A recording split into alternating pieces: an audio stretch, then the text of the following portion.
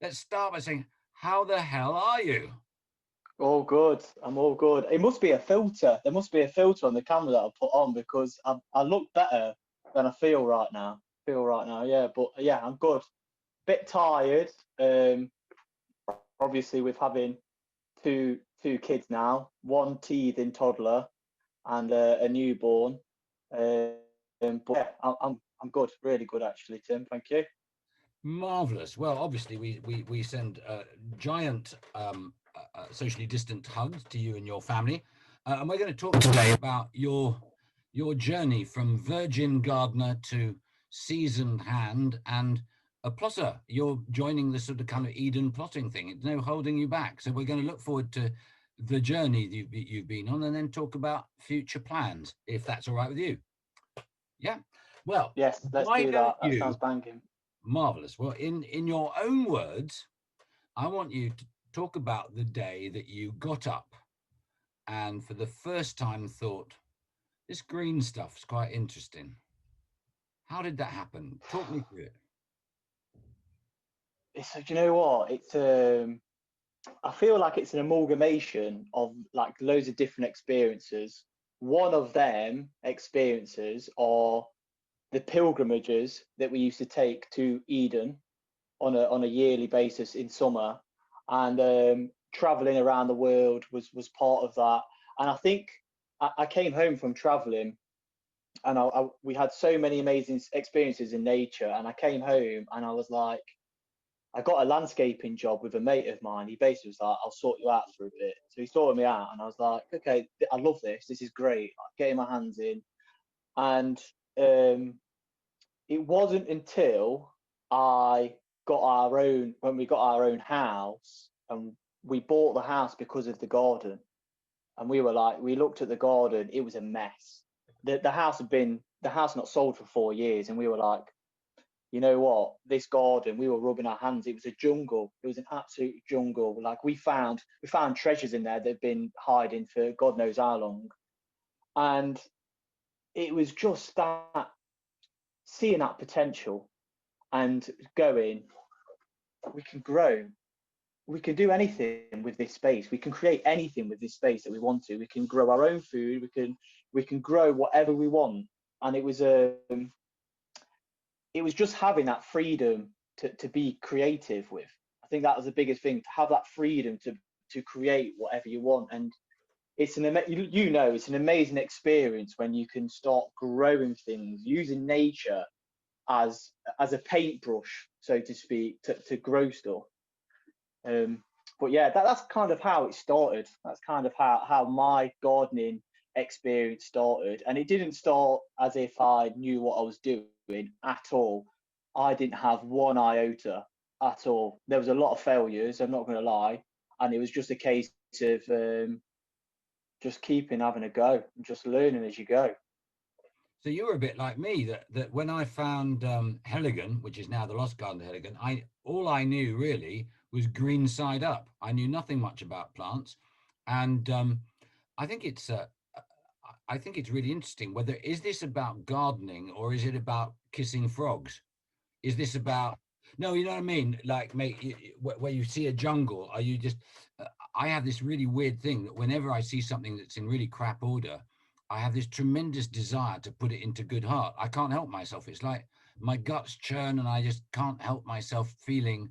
Just imagine, just imagine. Is that what happened to you? It was like a discovery. It was like a discovery kind of. It was just exploring, and seeing what was there. And it's just the craziest journey for people who aren't gardeners. Growing food is one of the craziest journeys you can go on, and it doesn't stop. You never stop learning, do you, when it comes to gardening and growing food and whatever.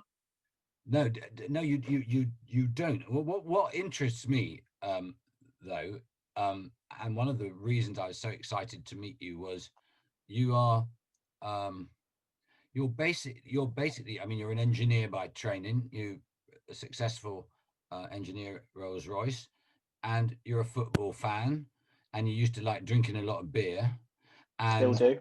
no, I'm not trying to, there's no judgment on that. Crikey, Yeah. who am I? But the thing that really amazed me when I watched your first film was this whole thing that you suddenly managed to infect all your mates with your enthusiasm. So how was that? Because actually, the reason that excites me so much is that, as the Eden Project or Heligan, is how do you reach this huge audience to tell them something that they will love, but at the moment they don't know it? Do you know what? I love talking about this. This is like the thing that I love talking about the most, and it's a case of understanding how your mates will listen to a message, and not just your mates, the local populace, let's say, of the area, and how that headspace is for that generation that for me personally I was trying to get to. And it was a case of don't tell, show them. We've got an amazing tool that we're using right now. I'm using my phone to talk to hundreds of people, right? And social media is amazing for that. And for me, I was like, right, you know what?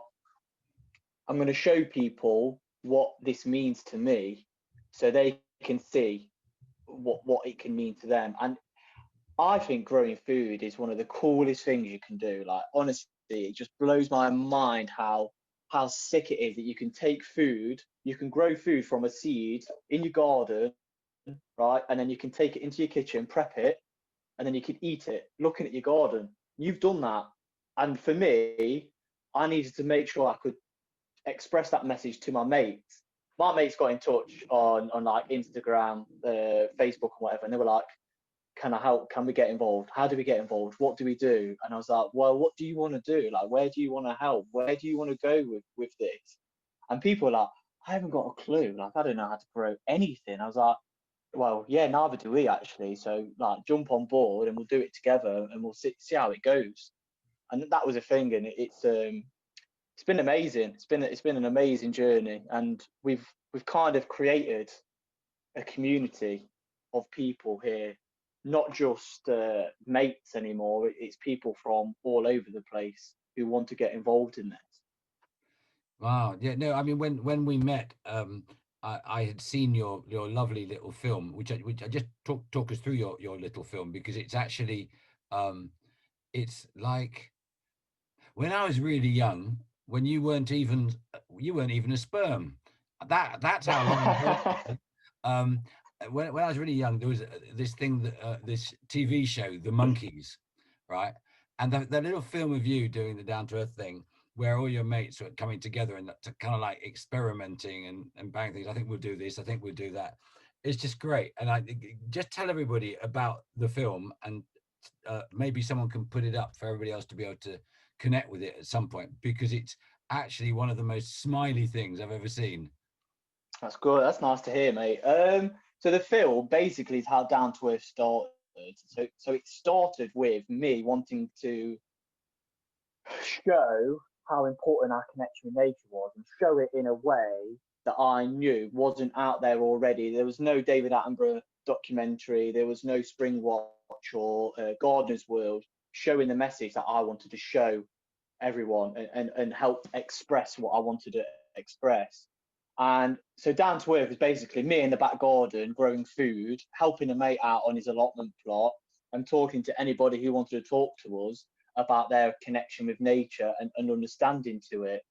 Um, and yeah, so we met a friend of ours, a friend of ours now. He's a guy who I work with. His dad, George, he came to Derby from Jamaica when he was 19 years old because a mate of his told him that Derby's paved with gold. I can't even imagine telling someone that. What a massive lie! But he told him that. He told him that, and he come over to Derby, and he said he come in winter and he started crying. He was like, I was crying. He was like, what was I doing? It was snowing, and he saw these big chimneys, and he was like, what am I doing here? And I met him, and honestly, he's one of the biggest inspirations I've ever met. This guy, he's been growing food as a norm, like it's normal for them in where he was from in Jamaica. It was a norm, like that. What they did was grow their food in a community as well. They would help each other out on each other's plot. And he came over to Derby, and then he started growing tobacco and growing this and growing everything he could in a front garden, back garden, lovely look anyway. And I was like, we've got to film it. Like, we've got to film this guy.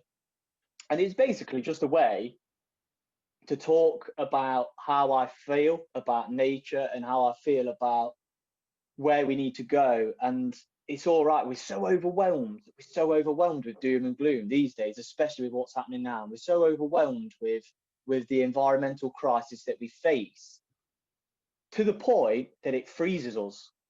This is the issue, that we're so frozen by this crisis that we don't even know what to do. And that was how I was feeling. And I was like, you know what? Like, we just need to be positive. We need to be hopeless optimists. Let's move and let's see what we can actually do, instead of just seeing what the problems are. Let's see what the solutions can be.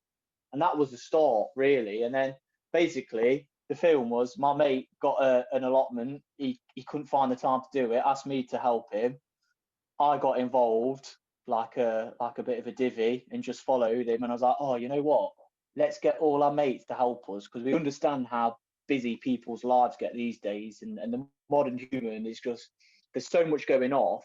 You don't have 2 hours to get on allotment like an OAP might have, let's say. So we were like, right, well, we understand how people work. Let's just get people to come for a couple of hours and get them involved. It's a social. So the allotment meals became a social out of doing that film, and it's been great. Been really good.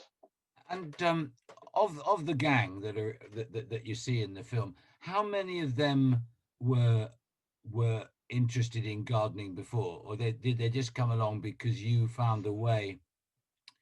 My impression is that because of the way you talk about it, a bit like someone who's taught themselves how to play music, you don't worry too much about describing it sort of kind of in Latin, but you kind of have this instinct that it's just something you want to share, and it doesn't feel threatening. It feels like loads of pleasure, and it doesn't matter if you fail. Is that how you kind of sell it? I think you're bang on, Tim. I think, honestly, I think you're bang on. Like, to relate gardening to music in that way, it is so on point. It's creation. You're creating stuff. Humans are here to create. Like, that is what we're here to create. And when we don't create, that's when we get put down. And yeah, and it was literally, the garden thing is literally, right, how do we connect people back with nature? What is the biggest thing to people through the tummies, through the stomachs? Like, right, well, food, we understand how important food is in our lives, but people don't understand like anything about where their food comes from.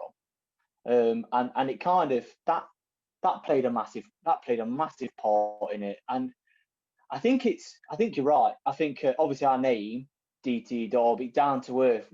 The what our message is to be down to earth about this, because, like I said before, everything is so overwhelming.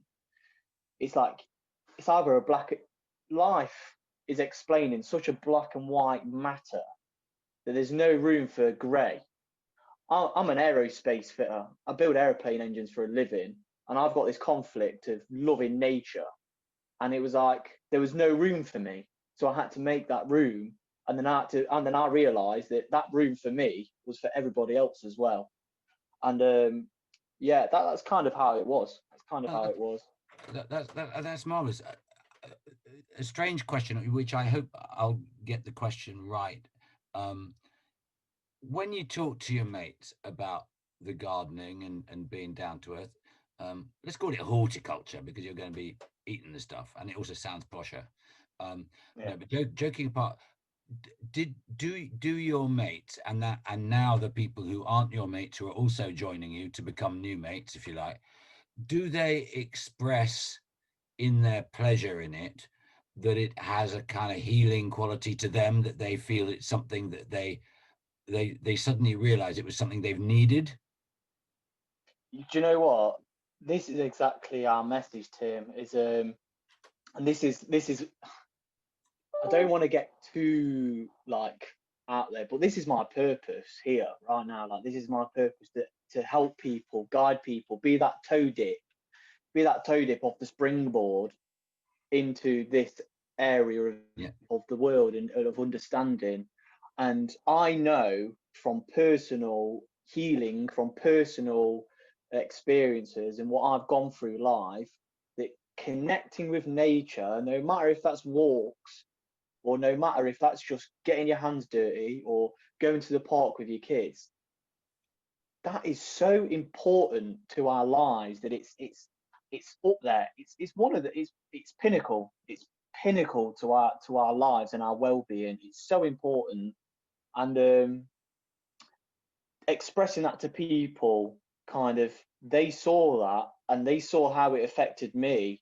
And when they got on board, like we've done a little thing through our social media recently. We've gone through some testimonials, and honestly, like, brings me to tears to see how we've affected people on a local scale, friends and people that I've not known, and their ability to get healed from nature. A lot of people that come to our allotment meetups get that. They get that feeling. They get that feeling, and that feeling, it just snowballs. And I know that because I've felt Oh, that's great. I mean, I find that completely believable. One of the things I don't know, I don't know how you feel about this, but one of the things um, I've noticed in talking to people about um, COVID, the plague, has been that despite all the obvious sadnesses that we could bring up, there are some incredibly powerful things that are good, in terms of people saying that, look, since I was 5 years old, I have never ever looked at nature so closely, because every day I've been watching every day of each season, starting in the early spring, going right through summer, and now we're in autumn, heading towards winter. Um, and I know people who have never ever expressed any interest in nature or talked to me about it, who now talk about it an awful lot. And your comment about well-being, I think, is very well made, because I think, well, at Eden, we're very interested in well-being through being in nature. And what is very interesting is that this period of the last 6 months, let's call a spade a spade.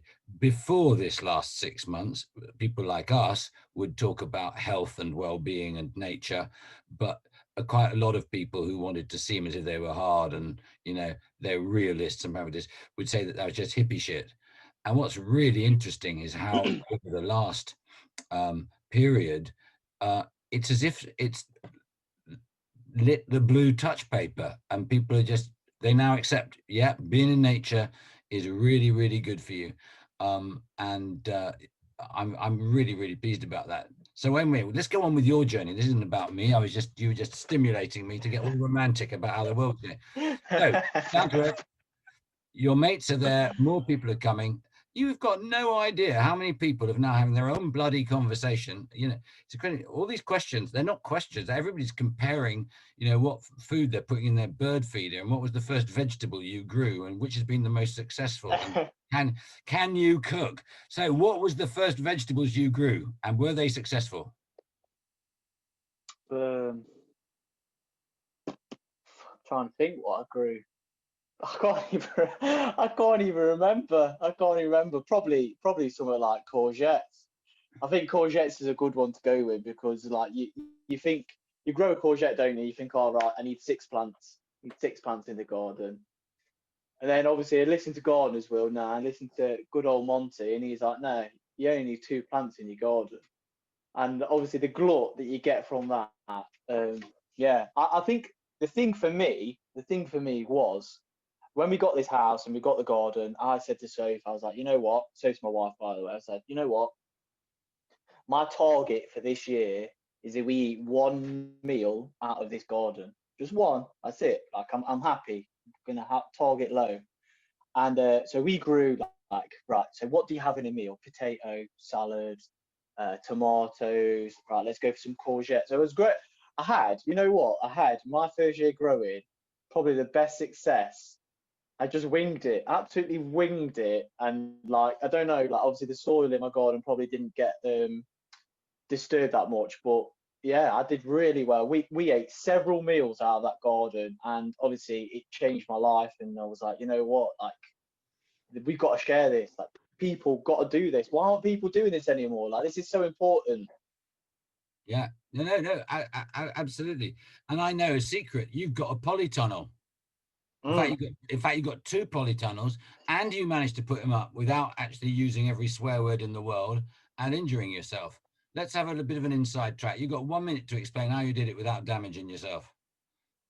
Do you know, with other people, with other people, I think that was it. So actually, I did a talk in Derby. There's an arts and culture centre in Derby, and I didn't plan this, but I got a friend of mine who's a market gardener to come and do part of the talk. So he came up, and I was like, you know what, we're having an allotment meet up tomorrow. I'm gonna get him down. And he's done polytunnels, and I got him down, and he was like, he just took charge. He just took charge of that meeting, that meet up, and we got him to help us bang the frame together, which was given to us, donated to us through social media actually. But then I will take pride in the one that I built in my garden. I did build one. I bought it from Aldi, and it popped together. And I think I got it up in about an hour whilst our kid was napping. So I'm going to take that. God, it is amazing. It's amazing. I mean, one of the things that you reminded me of when you came down to Eden, and I'm sure you will when you come down again with your gang in January, is we forget when we become oldsters. The excitement of, when you're at primary school and growing mustard cress and things like that, the sheer excitement of watching something that wasn't there become there is actually rather marvelous, isn't it? My 25-year-old is taken to collecting acorns, and I keep thinking it's ridiculous, and he plants these acorns. In fact, half of the downstairs of my house is full of pots of acorns that are becoming oak trees. But I tell you what, there is something extraordinary about holding a damned acorn and just relax for a moment and realize that the genetics of an entire tree over 100 foot tall and all of that, like, it's just in that. It's marvelous, isn't it? It's magic. It's It is. magic. It is magic. It's So, but on the vegetables, so many people want to ask you questions. Um, have you were you a cook before you started to grow your own stuff, or has it encouraged you to become a cook? That's one of the questions. I tell you what, no, I've never been a cook. I've never been a cook. You need to ask my missus about that. Never been a cook, but yeah, I kind of got into it. I tell you what, on our meetups, one of the things that we try and do on our allotment meetups, because it's like it's all right growing food, but then it's knowing how to prepare and cook that food. So one of the things that we started doing is harvesting food, obviously during the strange times that we're in, harvesting the food, taking it away, and then bringing it to our meetup and then sharing it with everyone. So I've done a good soup and I've done a good curry for the gang down on the allotment. But yeah, it has broadened my horizons with what to cook and what to grow in the garden. But also, I think is it's kind of going, you know what, like what do we actually use? Because that's where I'm at now. So I'm like 3 years into growing food now, and I've been asking this same question, and I go every year. I go, right, we just need to grow what we're going to eat, because we keep on growing the craziest things. I'll be just like, don't eat it now. If it goes on the compost, right? Let's just grow what we eat all the time. And then this year I actually grew so much salad. Yeah, it was just ridiculous. But I'm learning. You know what I mean? I'm Yeah, yeah. always learning. You want to know a really ridiculous fact, Go um, on. which is really interesting, that a lettuce, 45 minutes after you've cut a lettuce, it has no goodness in it whatsoever. So if anybody wants to, and which is really weird, bearing in mind that the Egyptians thought of lettuce as being uh, a really powerful medicinal plant, which actually it is if you grow it, cut it, and eat it immediately. That's cool, isn't it? Do you want to know Yeah, another yeah. interesting thing about lettuce? That Go on. that if you cut lettuce with a knife, it is considered appallingly bad manners. And the reason it's considered appalling bad manners is because under the Medici in Florence in Italy, uh, one of the like the 1500s, 1600s, one of the most common ways of poisoning someone was to inject a poison into the veins of lettuce, and then people would die through eating the lettuce. And to cut the lettuce was a sign that you distrusted your host. All right, mate. There's a bit of a bomb in it. Yeah, yeah, I know, I know. So, but I just thought that's quite fun, and I think this whole thing about health. Several people have been asking me. Someone has just said, "Good tip, thanks." I hope they mean about cutting lettuce rather than how to poison someone. Poisoning people. Several questions are coming up here about the food bit. Has it, leaving aside your cookery skills, which we know are growing and we hope will get better, um, how has it made you look at food? Do you eat more healthily now than you used to? Absolutely, the biggest change in my life has been understanding where our food comes from and exploring where our food comes from. Which, when you get into that rule of thinking, you don't want to go in a supermarket again because you understand the way that food is grown, the way that the pesticides, the herbicides, the importance of organic, the importance of soil. Like this is the thing, Tim. This has been a journey for me because it's obviously become a massive passion of mine. And sharing that passion with other people on the allotment, I've looked at soil and I've looked at food and I've looked at the food in supermarkets and I've gone, what are we doing? Like this is not how we should be doing it. And that is why it's so important to grow food at home, not just grow food at home, but grow food in communities, understand why it's so important where your food comes from locally, and understanding what agriculture means.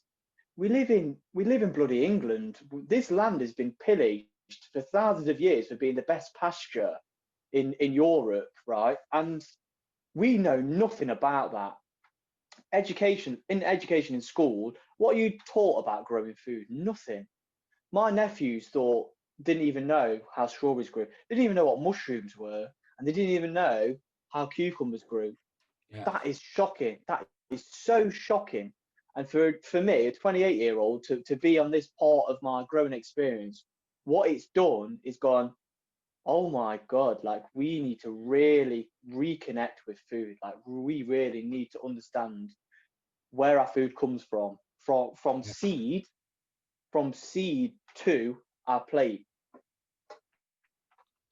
And someone has just said, I didn't know how cucumber grew until last year, and I'm 49.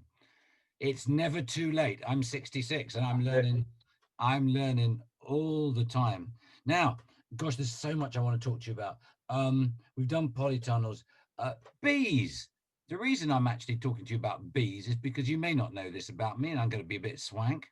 I am the co I am the co-patron of the British native um, honeybee. Oh, The other patron is Michael Eavis from Glastonbury, and they're very much under threat. You know why? Do you know why most go bees on. are under threat? A lot of people will tell you that it's because of neonicotinoids, the pesticide. But I only realized recently they're sending their bees over, they're selling their bees to the tomato growers in the southeast of England. They escape. They then mate with the native honeybee, and their progeny is weakened by their Italian genes, and they then can't handle the cold, and then they peg out. And the first sign of it is that they lose their ability to dance and find their sense of direction. So I'm being serious. I know that it's a really weird sentence, but it's actually really interesting. So actually, the tomato breeders in the southeast of England have been really significantly responsible for the damage to our breeding stock of bees. Uh, and nicotinoid sprays are also important, but are very bad for that. So do you keep bees on this allotment? No, I don't. But I've got a good friend of mine who's a beekeeper, and I basically go to her for all like advice. And what we do, because we're not allowed to keep bees on our allotment plots, what we do is make sure that we're growing enough um, companion plants. So Yeah, I started with companion plants, and then I realised the importance um of flowers on an allotment plot.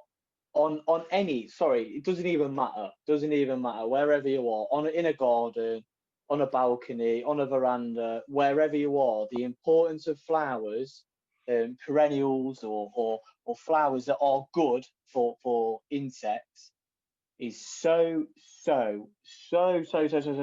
important. And I've yeah, seen it with my own eyes in 3 years of having an allotment. We've gone from having to spray soap because we never use pesticides or any ecocides. We were using soap to get rid of aphids, and we were trying to keep the slugs at bay, and we were trying our best to keep everything off our plants. In the first year, right, what we've done is plant perennial flowers, some that came from the jungle out of my garden, and many were marigolds, calendula marigold, and just any pollinating flower that is going to attract all the yeah, bees. Borage, borage for one. yeah, And this year on our allotment, this season, this harvest season and this growing season has been it's just been amazing, and it just backs everything about down to earth, and it backs everything about this connection with nature, and it backs everything yeah, that I understand that it's all connected. And when you start making them connections and start supporting them connections and start providing habitats for biodiversity, it takes care of itself. We've had some of the best harvests this year, and we've had so many bees on the plot on the site. So it goes to show. yeah. But yeah, it's so important. I'd love to have a beehive. I'd love to have one. I need to get into beekeeping, I think. We've got quite a few beehives at Eden and also at Heligan, and I agree. I agree with you. One of the things that's actually quite scary about, when you talk to people and they say, oh, with climate change coming towards us, and you say, excuse me, we're in it, we're in it.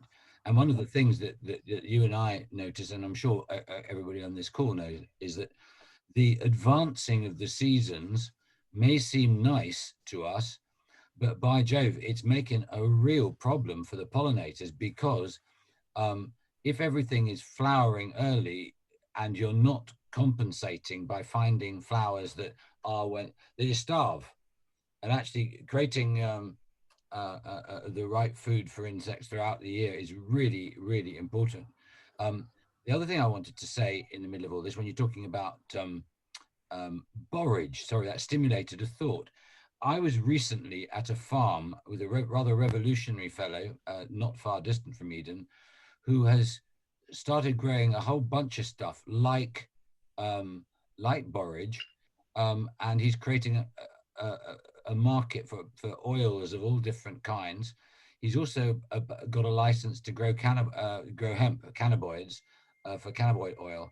And one of the things that I wanted to raise with you is that um, in a world where people are going to be changing their careers a lot, where the old certainties about agriculture and horticulture um, are thrown into question, because we've talked about this before, where we're going to be looking at the land to give us biodiversity, just like you were talking about, and sequestering carbon. And so on. Many people have actually been asking about your views on permaculture or no-till, um, um, and well, I'll let you think about that. Um, but I have this vision that big agriculture is actually about to get into real trouble, and that we're going to need to look at farms in a new way. And that doesn't mean being hippie, it means growing a really wide variety of crops. And when you come down in January, I want to talk to you about this because at Heligan, we've got the widest group of traditional heritage vegetables in Europe we grow there. And I keep saying to people exactly what you've been saying this evening, that I can give you a strawberry so good that if I told you you had to pay me £30 for a punnet, you'd seriously consider it. It's that good. Um, and you've just got a second child, so you shouldn't consider it. I'll give you a punnet. But I'm going to Yeah, nice interrupt one. in a second, Tim. what are you? Yeah, I know. Well, I just have. I'm going to wait for a minute. I'm going to interrupt now because on Oh, the basis that are we boring? no, no, no, not at all. I can see from the numbers on here that people are not going off, and they're absolutely riveted. And I don't really want to interrupt, but the fact is that you weren't going to ask a question, so I had to interrupt at some point.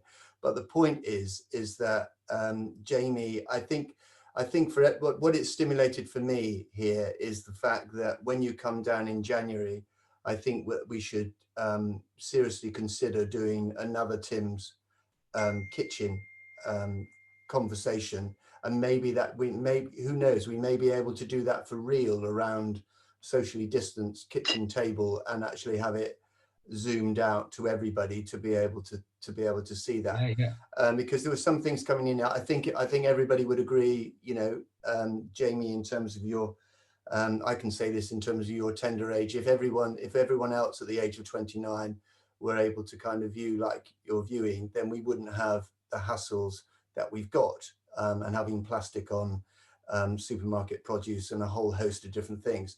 One question that did come up in the chat box was, you are who you are in Derby. We at Eden tried to do our bit, but how on earth do we actually get your messages out to a wider community? And you've really started to have some success in your own community very, very quickly. If you could just say how you managed to be able to get that going, and then we'll try and let these wonderful people go and get into Eddie Izzard and say thank you. But if you can answer that one, that would be brilliant. What was it like to get into your local community? I think the most important thing is understanding where you come from. Don't think of the big picture too much. Think about it, but don't think about it too much. It's great seeing these documentary programs, and it's great seeing the big issues, but you can't relate a 2D image to what's going off around you and what's going off in your back garden. The best thing that you can do as a person in the local area is connect with the local area around you and the local community around you. Right now, with this pandemic that's happening, the biggest solution to that is community resilience. We need to come together, and that is so important. You need to understand the community that you're in. And I think one of the best ways to understand the local nature around you is reconnecting with it, but also understanding how your food is grown is such a difficult concept to get in. You've got to meet people where they're at. You can't just go, the world's burning, the Amazon's burning, we need to get sorted, we need to sequester carbon, this is what blah blah blah blah. No, right? You just go, how sick is it growing your own potatoes? Look, get a bucket, you put a seed potato in the bottom, right? Put some soil over it, watch it grow, put some soil over it. In 6 months' time, 7, 8 months' time, you'll have some potatoes. That's how you win people. That's how you get them. Jamie, and just catch up, we're recording this, and the more people that we actually get to see you, that essence of what you've just said, I know that we're getting huge virtual hugs from our Eden team when you start talking about the essence of resilient and thriving communities are the backbone of what we really need to do. Listen, we're going to have to draw a close to this, but I think we've pretty well, Tim, you pretty well asked the questions as you went through this. So huge thanks to Tim for hosting another kitchen table conversation. Absolutely brilliant. But, off the scale, big thank yous to Jamie virtually. Big hugs to your family. I hope to be able to share in one of those real beers with you when you come down in the new year. Really looking forward to it. Yeah, and by all means, Eddie Izzard, if you're watching, you've got your work cut out, my friend, in the next 10 minutes.